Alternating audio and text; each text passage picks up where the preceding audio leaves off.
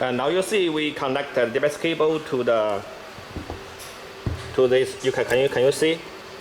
Connected to the, you can see this DMX in have the A and the B, and this switch push to normal means no matter you connect to this socket or this socket, you can connect all the socket out.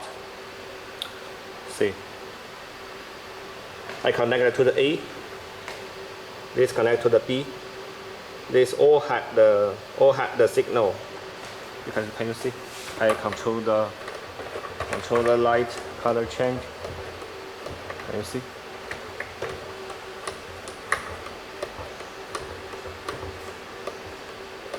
If I push to the split,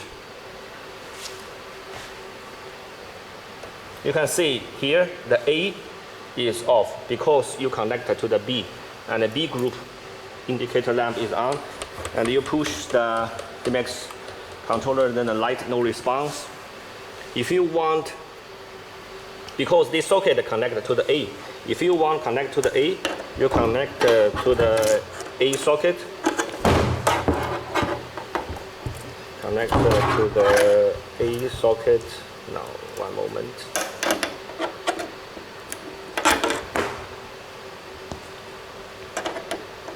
If you want to connect, because you connect this cable, out cable connected to this one, and we connect to the DMX socket A, and we can see the light have response.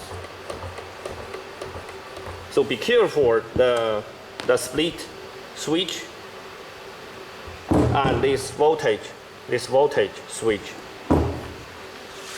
And now you can see we connect the DMX splitter to the DMX controller, and we push the switch to normal, and you can see all the indicator lamp turn on. This is output.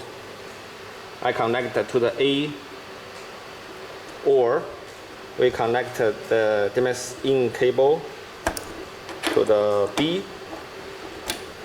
You can see this lamp turn on, and this is all the lamp turn on, and I push the light have signal. If I push to the split, means this one turned on, but this, you can see group B turned on, but group A is turned off. If I control the light, then no response.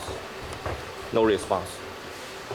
And if you want to connect split and connect to the B, you need to connect this DMX out socket, DMX cable to group B, and you control the power, then have the signal. And this model, the advertisement is for the DMX have the two group you can separate, and it support the RDM, support RDM. So this is DMX splitter support the RDM.